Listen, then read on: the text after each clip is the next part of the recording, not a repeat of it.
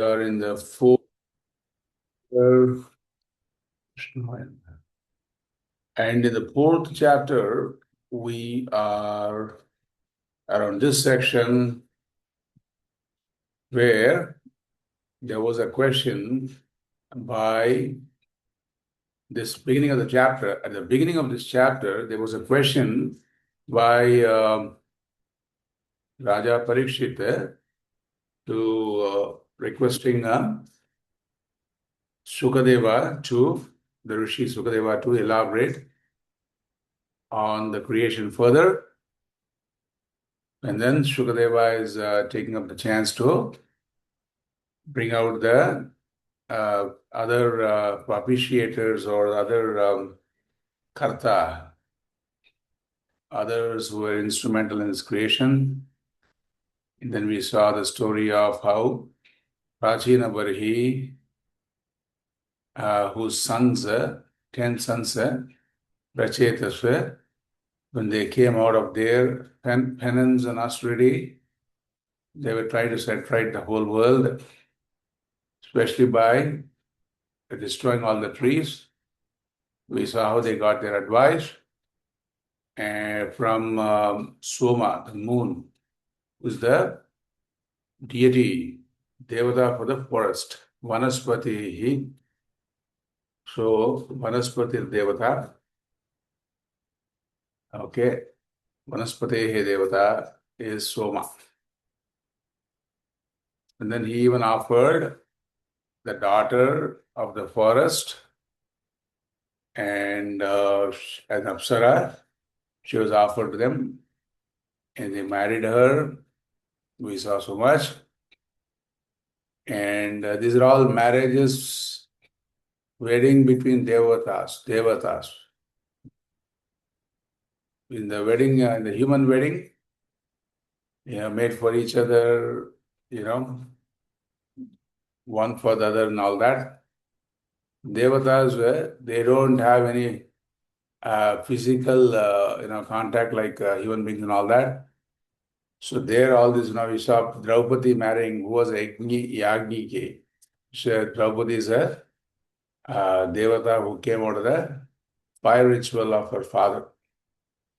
So she worshipped Shiva for her husband with all the qualities, and Shiva blessed her with the Pancha Pandavas, the five brothers of the Pandava clan, because whatever she prayed for, Draupadi cannot be all in one person. So even the five Pandavas are devatas.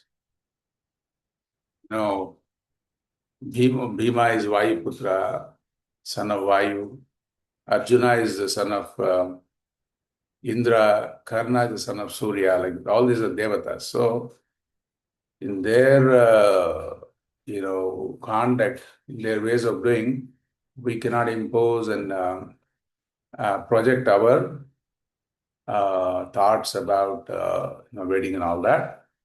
So this Prachin Barhi's sons, Prachetas, they married this one Kanya, Apsarasa, and they gave birth to Daksha Prajapati.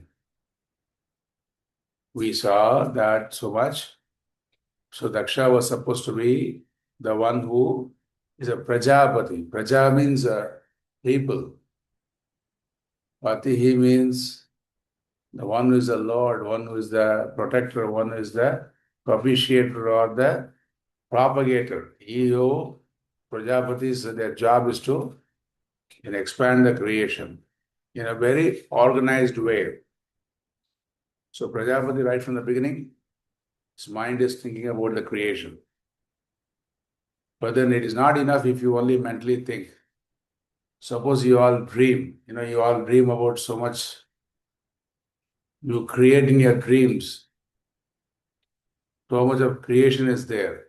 But that doesn't stand any ground. As soon as you wake up, it all disappears because there's no ground, there's no basis, there's no adhisthana, substratum to take the dream world and put it in real world. There's nothing available for that. So likewise, Prajapati or the Prajapati by name Daksha also was wondering all the time, imagining about this creation, where will I create? So he needs a place. Of course, the world was there, but he needed a special place.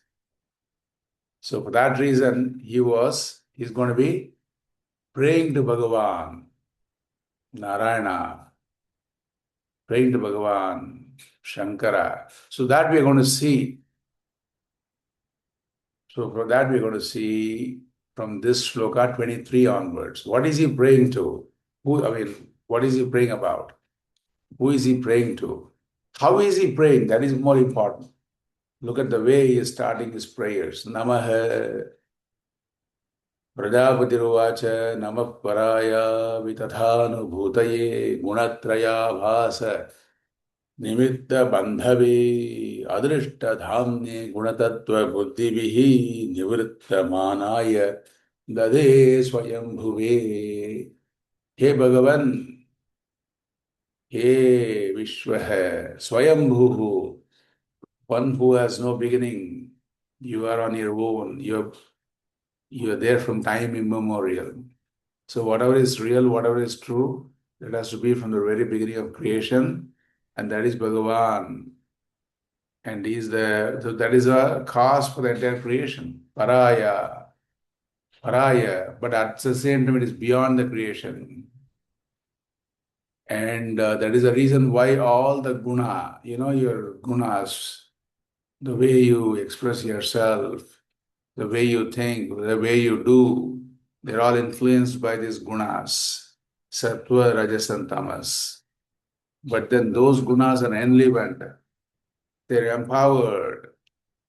They're empowered to become your expressions, become your thinking, become your action. That empowerment is because of the Lord, Ishvara, Paramatma, Adrishtadamne. But if you hold on to your gunas and say, I'm so sattvic, I'm so rajasic, and then I'm so tamasic, or if you think of any of those ways of accomplishing the Lord, if you hold on to your gunas, and if you're going to be describing or explaining or thinking about the limitless in terms of all your gunas, you'll never be able to grasp.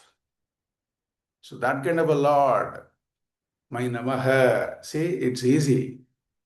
When you think that you cannot describe, you just say the Lord who is indescribable. That is why nivritta manaya. Mana means measurement. Measurement in terms of time and space.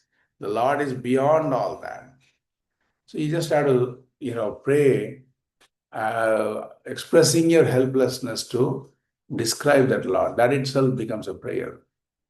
Nayasya sakyam purushovati purusho vaiti sakyuhu sakha vasan samvasata paresmin guno yatha gunino vyakta drishte tasmai maheshaya namaskaromi.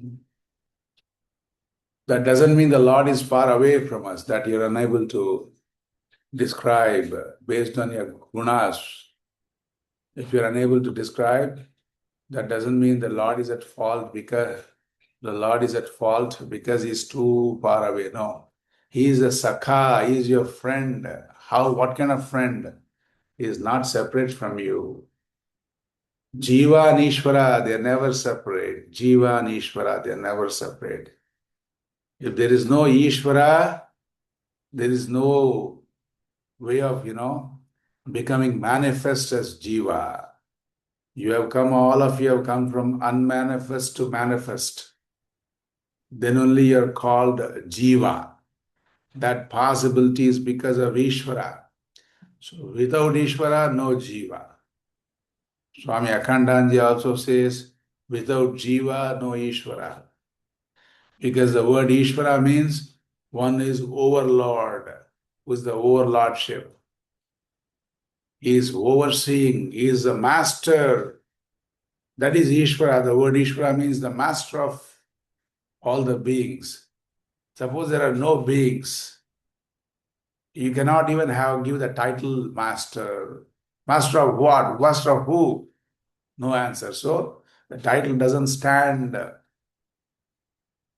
once you take away Jiva. So Jiva and Ishvara are so close.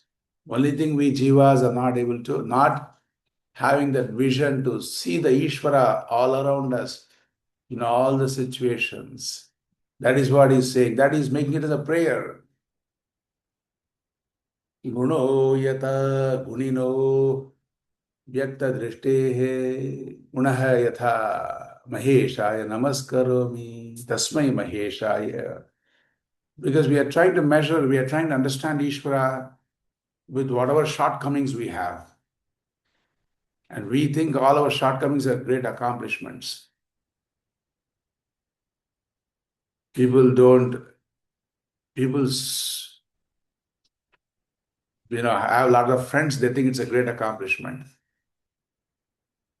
People give up all their friends and they think it's a great accomplishment because they think they are Vedanta. They are Vedantins now. So we have all our shortcomings, we are having the illusion that they are accomplishments. So with that kind of a shortcoming, how can we even know that Ishvara who is so close to us? Deho savoksha manavo bhuta matra. So it is not a ninda, it is not censuring you. He is making everything as a prayer. That is a beauty there. You can make all your helplessness into a prayer, like Arjuna was doing.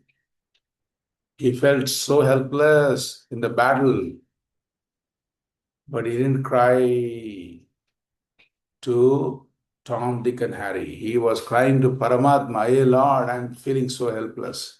Then it became a prayer, and Bhagavan gave him the entire Gita. Deho savoksha manavo bhuta matra नात्मानमन्यं च विदुः परं यत् सर्वं पुमान् वेदगुणांश्च तज्ञः न वेद सर्वज्ञमनन्तमीडे. देहः असवः अक्षाः मनवः भूता मात्राः, body, mind, and senses, and intellect, intelligence, and all those fundamental elementals, and all those, fine, subtle cause for the creation, like, Akasha, Vayu, very subtle. So they can only go so far in making one grasp the realities of this world. But what is beyond all this? What is even subtler than your mind? Right? How am I supposed to grasp that?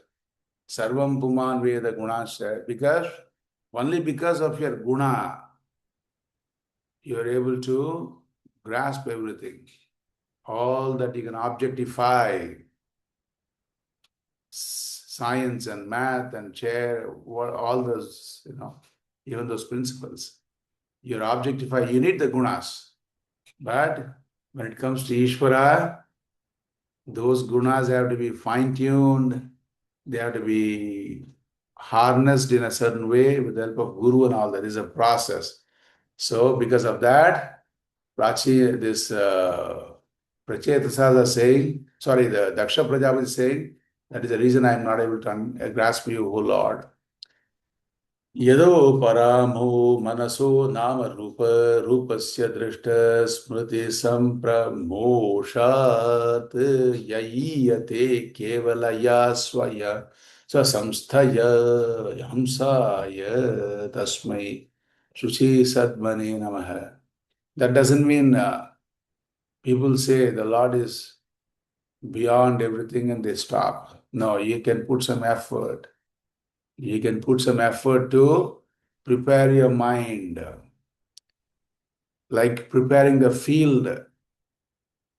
And also you have to wait. You have to have all the titiksha, patience, and all the right gunas, right values.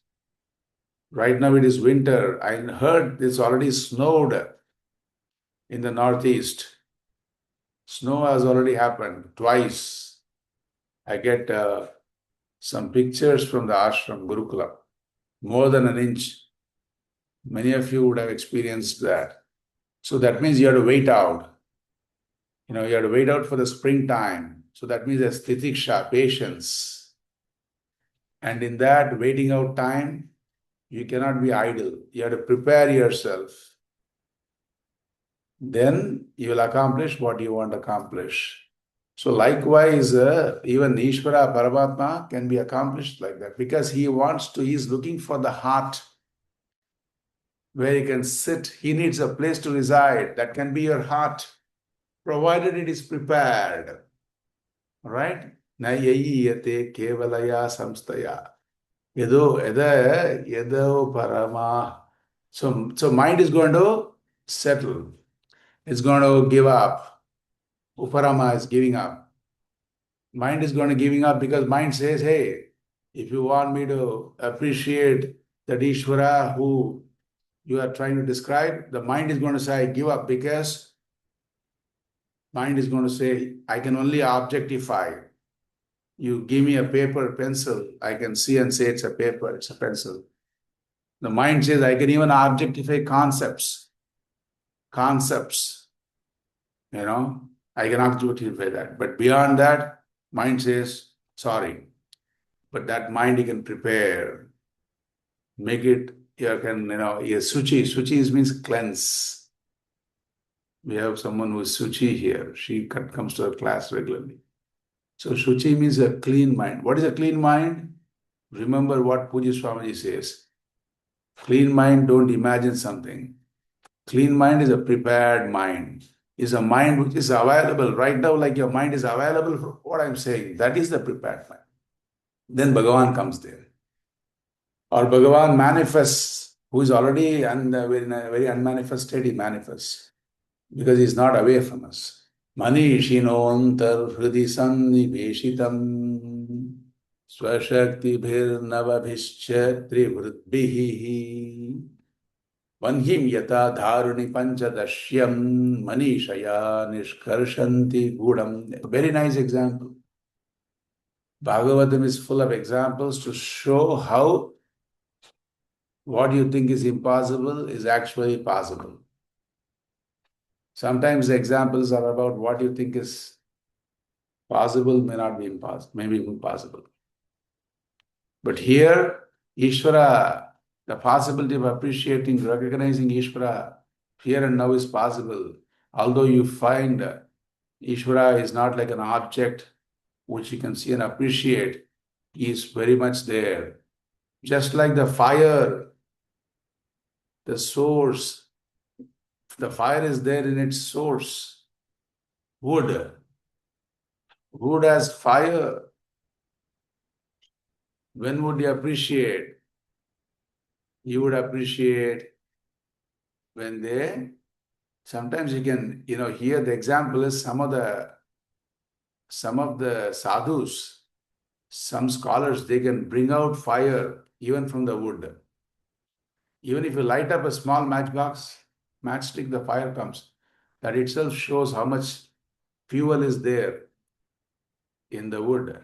But there are some Mahatmas who can chant some mantra. Panchadashyam, 15 mantras are there, which can even create fire. Just the example is to say how what is very unmanifest can be made manifest. Right now, Bhagavan is so unmanifest to you. The computer is manifest. I am manifest. You are manifest. Bhagavan is not manifest like that. But Bhagavan can become manifest. He can fill your mind in everything what you experience. It is a matter of time and preparation and guidance. Sabe mama sesha visesha maya nishedhana nirvana sukhanabhutihi sasarvanama sacha vishwarupah prasidatam aviruktatma shakti. Savai mama shesha visesha maya. The maya which the power of Ishvara is what we are experiencing. Maya Shakti. When you say somebody asks what is Maya, you just add the word Shakti. Ya Devi Sarva Bhuteshu. Maya Rupena Samstita. Namastasyai, Namastasyai, Namastasyai, Namo Namah. Ya Devi Sarva Bhuteshu. Shakti Rupena Samstita. Namastasyai. So when somebody asks what is Maya, don't blink. Just add the word Shakti. Maya Shakti. Then the answer is there in that phrase. Maya is nothing but Shakti, the power of Ishvara, the infrastructure of Ishvara, which is helping you. But how can you cross? You need to reach the destination. The road is good. Freeways are good in the US. You can travel from Texas to California all the way by road. Very nice road. But it is, after some time, you become tired. You want to reach the destination. So likewise, if you are tired of Maya, don't worry. That Maya Shakti is a repository. Who is the source of that Maya, which is now working as an infrastructure for you? That Paramatma, Ishvara, hold on to him. Anubhutihi, Sukhanubhutihi, because he's a, why do you want to hold on to that? Because he's Sukhanubhutihi. Paramatma is a source of happiness. For that reason, for your own sake, you can seek Ishvara. So Sarvanama. Sarvanama is all the pronouns. You can say all the pronouns, all the words. You know, in Sanskrit, the pronouns are called Sarvanama. He, she, it, and all that. Ish. It is all because of the Satta Spurti, the Satta, the reality, the existence, the being, and the enlivening principle is Ishvara. Prasida, hey Lord, Bhagavan, may you become happy with me. Who's asking?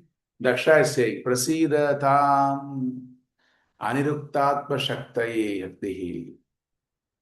The Shakti, which is the reason for everything else. Yad niruktam vachasa nirupitam dhiyaksha bhirva manasa veta yasya mabhut swayam swarupam गुणरूपम हि तत्तत् सवै गुणापाय विसर्ग लक्षण है यद यन्निरुक्तं वचसा निरूपितं धिया words fail, your mind fails, your emotions fail, you are so emotional. Dhruva was so emotional, seeing Dhruva. I'm talking about the example Dhruva. So emotional seeing the Lord, but no words came out. Then Bhagavan put his shanka, conch, on his cheek. Then he started saying so much stuti. Likewise, everything is possible. The possibility is because of the Ishvara. Ishvara is in the form of all the possibilities. So let us pray to him, that Ishvara. Mabhut swayam gunarupam hi tattat. Okay, don't try to cut short and say, hey, now I know Paramatma. You appreciate Paramatma, but there's no end, he is limitless. So keep appreciating there's no end. The scope is limitless for you to appreciate. Now look at this 30th shloka. All the pronouns are there. Yasmin, yato, yena cha, yasya, yasmai, yad, yo, yatha, kurute, karyate cha. Paravaresham paramam prag prasiddham tad brahma tad dhetu nananya dekam. Yasmin, in who, yataha, from who, yena, because of who, yasya, of who, for who, associated to, yasmai, to who, yad, whom, yah, who, yatha. Okay, all the pronouns, all the vibhaktis are there. Like, for example, if I ask you, talk to me about the example wave and water. Is the wave in water? In means what? In is a is a declension, is a karika. It is Saptami Saptami Vibhakti Ekavachanam. In is the wave in water, the water in wave. Is the wave of water or water of wave? Is the wave, does the wave goes to water or the water goes to wave? Okay, I'm talking about all the declensions. Is the wave because of water or the water because of wave? Right? Is the wave next to water or the water next to wave? Saha, Tritiya. So all these declensions, they all become, just a upachara, just for namesake, because everything is from Paramatma, in Paramatma, of Paramatma, because of Paramatma, not away from Paramatma. So all this now from, in, and all that, they have very feeble, weak meaning when it comes to reality. So what is reality is Paramatma. So which means what? Nothing is away from Paramatma. You can get that one derivation. If everything is in and off and towards and besides the Ishvara, which means what? There is nothing away from Ishvara. That's all you need to know. There's nothing away from gold. I'm going for an example, gold example. Gold can be in different shape and form and all that. All those forms don't take the gold away from the ornament. Likewise, there's nothing separate from Ishvara. Yachaktayo vadatam vadinam vai vivada samvada bhuvo bhavanti kurvanti yaisha saisham guhuratma moham tasmai namo untara gunaya bhumne ananta gunaya bhumne. So people are arguing, scholars are discussing, even when the scholars are taking two sides. One side, yogis are saying, our upasaka, we are all upasakas, our devata, Ishvara is in this form. One group of yogis are saying, one group of upasakas are saying, worship Ishvara with four hands. Other group of upasakas saying, Ishvari has got 8 hands. Then there are worshippers of another upasakas are saying, Ishvara has to worship in this form with 5 faces, one facing up and all that. So they are the yogis because they want to grasp something and go into samadhi. And then there are the Sankhyas who are saying Ishvara is beyond. He stands apart from all the forms. Even those forms which you cannot see, space, you cannot see, but you can experience. Even that as a form.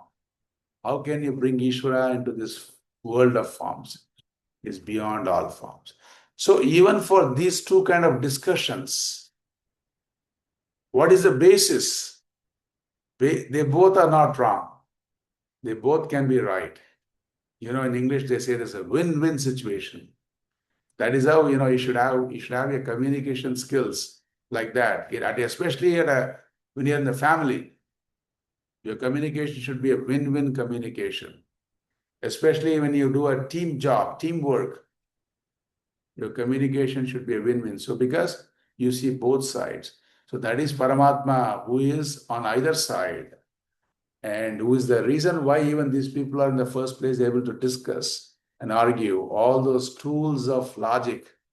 That is all because of Ishvara. Asti iti, nasti iti cha vastu nishtayo, ekasthayo bhinna, viruddha dharmayo, avekshitam kinchana, yoga sankyayo, samam param, hyanukulam brihattat. To the extent even the atheist who say, Bhagavan, show me Bhagavan. Even in that atheist statement, show me the Lord, I don't see the Lord. There is Lord's presence, why? Because he wants to see, experience. He doesn't agree with your flimsy reasons and logics and your experience. He wants something more solid, which means what? He has more shraddha on some reality which he is imagining, which he is experiencing. So that shraddha, that bhakti on something real, you know, Bhagavan is there in terms of giving the buddhi and making appreciate what is real or wanting to appreciate what is real. Yonugrahartam, two more shlokas. Let us see. Yonugrahartam bhajatam padamulam anamarupo bhagavan anantah namani rupani cha janma karmadvihi beje samahyam parama prasidatu. Bhagavan, why do you create all this room for discussion, room for argument? Suppose if you ask, I'm doing the devil's advocate, they say, right? Bhagavan, why do you create all this confusion? Why can't the people who say you are formless, why can't they only be true? Or why can't the people who say that you have so many forms, why can't the entire world worship all the forms? Or why can't Bhagavan, everybody worship the formless? No, because if you worship, if you only want to stick to the formless Ishvara, then what about all? Bhagavan has given all these forms. It is not that he has given you the forms. People say, Bhagavan has given these forms because somebody who is in a kindergarten, they need something to play with. All these are wrong explanations. Okay? Bhagavan has not given these forms. He has become those forms. He has come as those forms out of compassion, out of love, because you are so distracted. He has to come as something solid in front of you and say, hey, here I am. So those forms are symbols of Ishvara's mercy and compassion and Ishvara's, smile. Bhagavan Rama is always smiling. Ishvari Lakshmi is always smiling. So those forms where they're smiling faces, they're smiling in spite of all your confusion, all your foolishness. I'm not talking about you, I'm just in general. So that means what? You can also smile away many things in your life. You don't have to hold on to somebody's defects. You don't have to keep scolding and yelling and telling, hey, when will you understand? No, you don't have to do that. Because Bhagavan is always smiling. He is also saying the same thing. When will you appreciate? When will you understand? But with a smile. So you need all those forms. They are because they are Bhagavan has become those. I mean, forget about even needing. Do you want to keep all those forms in the form of all your scriptures? They have become your scriptures. Bhagavatam is because of all those avatars Bhagavan has taken. So they have become your scriptures. So we are preserving the scriptures not by just putting it in the shelf and letting it collect dust. We are bringing out the scriptures in the way of all these forms. Puja is full of forms. At the same time, we are bringing out Ishvara in all our personal lives because of the satsanga you're having, that formless Ishvara. When you're thinking Ishvara's presence in time, that is formless. When you're thinking of Ishvara's presence in all the situation, in people's minds, why and what things are happening, that is formless Ishvara. So we want both. So he is appreciating Ishvara both as form and formless, and saying, Prasidatu, may you become happy with me, Bhagavan, because I got a project, I got a task. Be with me in this big task. Last sloka. Yaha prakrutaihi jnana patair jananam yatha shayam deha guno vibhati yatha nila parthivamashrito gunam Saishvaro me kurutan manoratham yah prakritaihi jnana pataihi jananam yatha shayam deha gatah vibhati. Yatha nilah parthiva mashritah gunam sa Ishwarah me kurutan manoratam. Ishwara Bhagavan, I know you are free from all these people having conferences on why Rama sent Sita away to the forest. Did Rama did the right thing and all? They're having they're spending time on arguing about all that. Hey Bhagavan, you are free from all those defects. You are beyond all that. Let them discuss until the cows come home. But I know, Bhagavan, you are free. Because of your freedom, you're able to come as an avatar and even take up all those roles which we all take and undergo all the emotions, all the sankalpa and vikalpa, and also show us how there is sometimes there's no one way. You have to compromise. Bhagavan is saying how to compromise in his own personal life, with his own wife, with his own kids. Ramavatara. I'm just giving an example that is not mentioned here. So you're free. Just like an example. The example is in this beautiful example. The air which you breathe, it can be, you may think it is polluted sometimes. You may think it is fresh sometimes. You may think it is fragrant sometimes.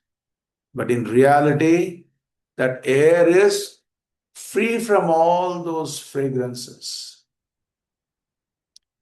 free from all the pollution. Air is itself free from the pollution. That is why we have the scope and hope that one day we can start breathing again cleaner air. They're putting conferences, COP30, just now concluded in Brazil. So, just like the example, the air looks like it is the cause for all the problems of people's lungs. In city life, the lifespan is cut short. Delhi's got a very horrific AQI, air quality index. But this hope is what? To create some rain and settle all the dust. Because they know air itself is pure. Only the dust particles have to settle. So likewise, Paramatma is so free, is pure. Only we have to let the dust covering our eyes settle. Then we'll be able to experience Paramatma. So then what happens? When you worship and praise Lord in this way, the Lord has to appear before you. That is what happened. Bhagavan comes in front of Daksha Prajapati. We'll see that when we come back next week. So I think if I have a few more minutes, I'll just continue with the Krishna Leela, because we were looking into the Leela of Bhagavan eating the mati. Mati is a nice word. In English, translation as clay or sand or dirt or dust doesn't really translate. Mati. Take the earth. Earth is a better word. Was eating. Then, very nice. Bhagavan was very smart. When he ate the mati, all his friends, the Gwalas, they went running to the mother, Yashoda. Mom, Bhagavan, look at Bhagavan Krishna. Look at this Bal Krishna. Look at this Bala Mukunda Krishna. He didn't listen to us. We didn't give him company in the company. Look at he's eating earth. He's just putting his hand on the earth and just picking up some clay and putting it in his mouth. There was this idea behind that Leela. Because now, if the boys will run and go and tell to the mom that the son was eating the clay and dust and whatnot, which means what? If Bhagavan really ate, Menayi Makan Kai, Kaya, Kai. So this gender is there in Hindi. So if Bhagavan has really eaten butter stealing it from somebody's home, then what this boy should have done, would have done, they would have also when they could have also gone running to the mom and complained. They never did that. That means what? Bhagavan is saying, when I eat dirt, the boys are complaining to you. So had I eaten butter, they would have also complained to you. So which means what? I never ate butter anytime. He didn't say that, but he wants to put that idea that don't think I did that. Don't think I did that. Also, I said last time, Prithvi is mother. He wants to protect the mother. So when you want to protect, suppose if you have wealth, okay, especially if we have wealth in India, you don't know, the depreciation is so much. 90 rupees, $1. $1, you already, those people in the US who have dollars, they have become billionaires in terms of Indian currency. Okay? Be happy. Think that and be happy. Okay. So dollar doesn't mean dollar is very stable. The gold has become so high. So suppose if you want to protect your wealth, just like Bhagavan Sri Krishna wants to protect the earth. So likewise, if you want to protect your wealth, what did Bhagavan do?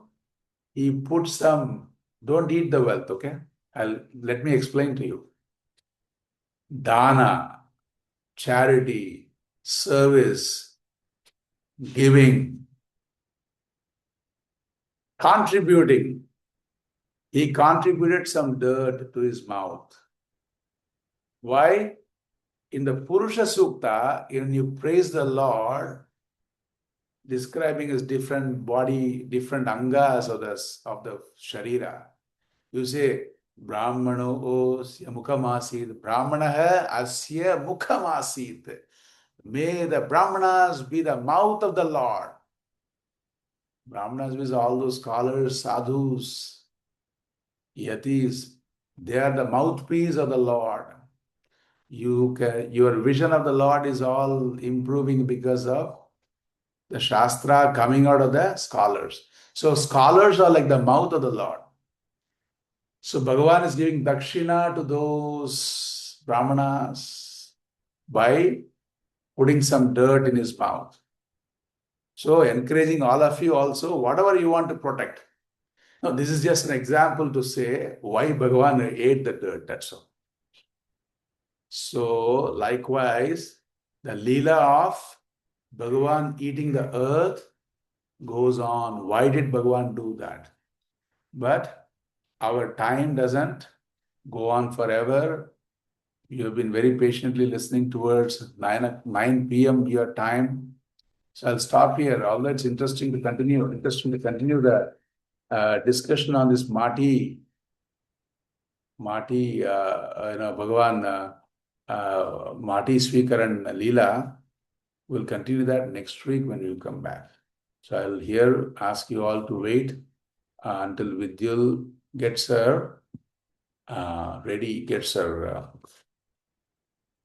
Shloka ready for all of us, which is just something which is 2 minutes, we'll finish that.